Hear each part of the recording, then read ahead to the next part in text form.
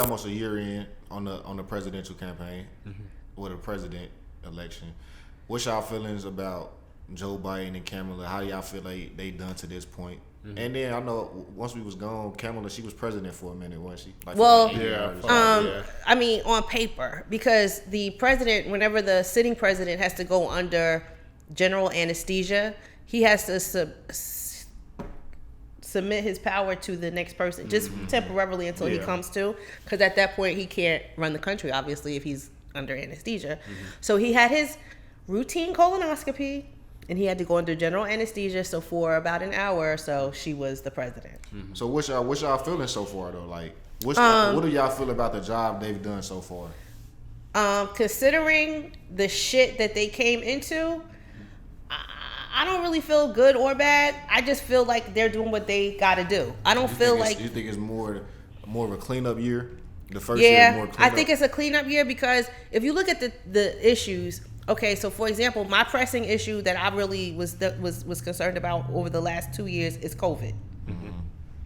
When they took over from the other president's administration with COVID, if you guys remember, they would not do a transition. They gave them absolutely no information. As a matter of fact, they were trying to hide shit. They literally had to come in and build. They had to literally come in and research, start from scratch, like with no history, no data, to try to find out what's going on. And they took off and they ran with it and they got it under control. So for that, I'm going to give them a thumbs up. Immigration was also brought up as an issue. Some of the immigration issues that people were brought up were a fucking lie. Let's just be honest. The immigration issues that with the Mexican border, some of those laws that Trump passed, Biden, the first day he was there, he vetoed them. But he had to go back and fix some more because the judges were involved. So, for example, like the return to Mexico policy, right? So if you came to seek asylum here, you could stay here until your paperwork was approved, right? Trump made it so that you couldn't stay here. You had to stay there. And after you were approved, you could come. Well, when Biden first got elected, he removed that. So you can stay here while your paperwork is being... Well, a federal judge ruled that, no, you can't do that. So now he's going to have to go back and reverse it. You see what I'm saying? So he's still, like we said, a cleanup mission. As far as Kamala is concerned, I mean, what does the vice president really do? Right. What vice president do you remember, like... My thing is more so, like, again, I'm looking in regards to black people. I don't feel like nothing specifically has been done for black people. I could be missing it because I ain't going to say I'm the one that's searching through everything. You know, I'm a headline type person when it comes to that. I can admit to that. So I haven't seen anything they done for black people. But it's like they just talk about how important we are in every election. They talk about how important because we are, vote. and we show up and we get these people in. But it's like no with the deciding urgency. Factor. Like, you know, we're not the majority, but we're the deciding vote. And there's no urgency when it comes to helping us. So I was just, I just wanted to see what the temperature was with everybody, how they feel about them. Like I said, I can't give an educated opinion. Like I say, because I don't really research it, but I don't feel like they've been helping us as much. I think that I have a different perspective in the sense of, and not to sound like a Debbie Downer, but I don't expect much from America in general. I think no matter who's been president, no matter what's been happening in this country, I think the message of how this country feels about black people as a whole is set in stone. So for me, I get out of the mindset of expectation in the sense of I know we're gonna have to figure this out no matter what. The savior, looking for a savior, basically. And I'm not saying that's a fair position to be in, but I got to the point to where I'd rather depend on myself than it. Now, I'm not saying I don't want help from the government or for the people that need it, but with the history of this country, I'm just not one to. I think Joe Biden's presidency, to me, my expectation was a return back to normalcy in a sense. And we know normalcy for black people in this country isn't always shiny. But on the other extreme, with what we had to deal with on the other side of it, it's kind of like I think we are forgetting kind of almost what this election was. I think a lot of us can attest to we didn't necessarily love Joe Biden. We just didn't want Trump to be president. And that's not a strike to Joe Biden. Like, you know what I'm saying? I don't think he's done a horrible job as president. I don't think he's done a great job either. I think, once again, he's just very status quo. In October, the Biden-Harris administration released a report about the advances that they have made for equity and opportunities for Black people and communities across the country. One of the things that they boast on is economic opportunity for Black families by signing into law the historic American Rescue Plan and implementing robust regulatory reform.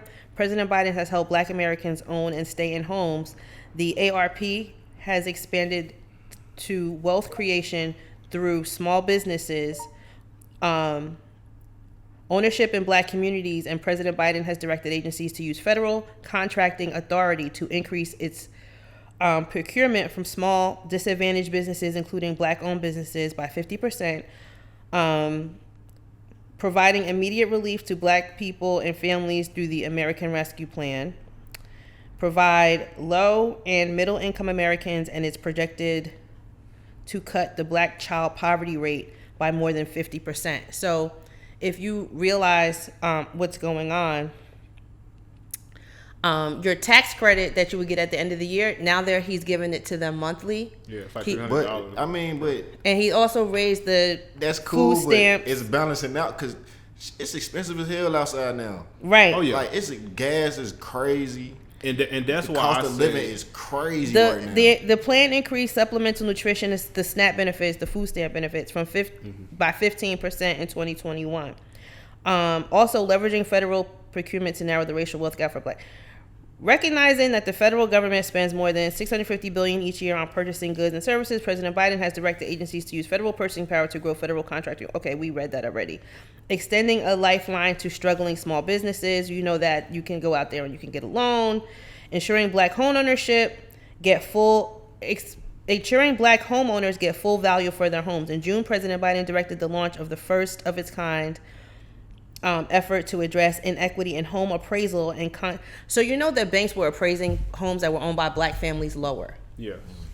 Some of the things that President Obama did, we didn't even know he did because he did it and he didn't brag about it because we didn't know how fucked up we were getting done by banks, like overdraft fees and stuff like that. Yeah. That was one of the things that President Obama did. So what President Biden is doing, he's got the Department of Housing and Urban Development. They're developing a set of policy recommendations and actions for President Biden to redress racial bias in home appraisals. Combating housing discrimination, helping Black America stay in their homes, providing emergency aid to cover rent. So you know that the rent assistance that was, we talked about this on a previous episode, that was given by the federal government to the states.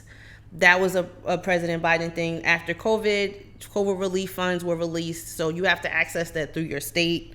Black landowners, he's helping them resolve title issues. 60% of Black-owned land in the South is property that passes through inheritance without a will, and the result has historically rendered owners ineligible for USDA programs.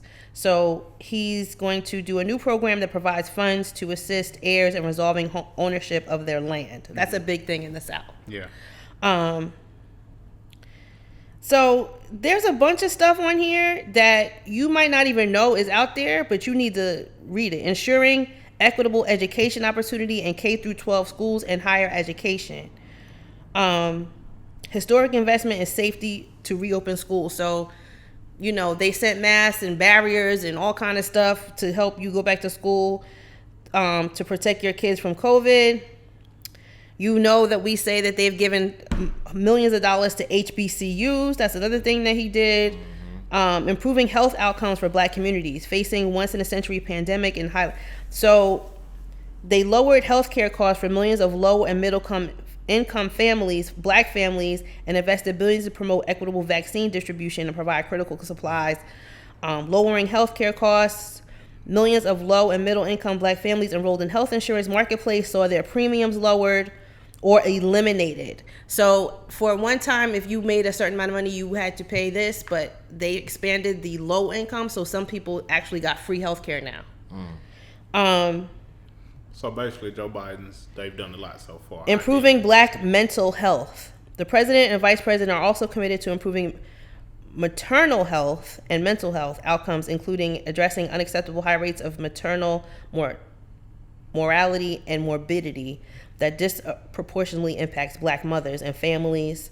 There's a whole write-up about that. FEMA, they've given money to FEMA. Criminal justice system. They are reforming law enforcement practices. In September, the Department of Justice announced a ban on use of chokeholds and cartoid restraints except where deadly force is necessary, and new restrictions on no-knock warrants, implementing reforms federal law enforcement administratively that the president had called on Congress to enact nationwide through the George Floyd Justice and Policing Act. There's a whole write-up about that. Restore the use of consent decrees to end systematic police conduct. Improving prosecutorial guidance, prevent unduly harsh sentencing. Supporting legislation to reform racist disparities in sentencing. Executive order limiting the use of private prisons. Support for community violence intervention. So there's a bunch of stuff on here. Support for reentry of returning citizens. Addressing domestic violent extremism. There's a bunch of stuff on here, like I said, that if you don't come across it, if you're not caught up in it, if you're not, you won't even know it's there, and you still might know. That's why I say, like, I know when it comes to stuff like this, I do a little bit of research, but for the most part, I'm a headline reader, and I think a lot of people are. Well, I'm gonna post this particular information on our Facebook page. So if you guys are on Facebook, go to Connecting the Dots, like our page. I've seen a couple of people liking it. It's just easier to put stuff like that on Facebook because it's on Instagram. There's no way but to. But you know now on Instagram, on the stories anyway, you can put links. Oh, okay. Well, I'll add the link to this on Instagram. But yeah, and then we can talk about that, and you know, some of it is fluffed up, you know what I'm saying? Or if you've had problems accessing any of this, let us know. You know what I'm saying? We will research it and we will find out. And also, you know, the federal government is just a piece of the puzzle. You have to hold your state accountable.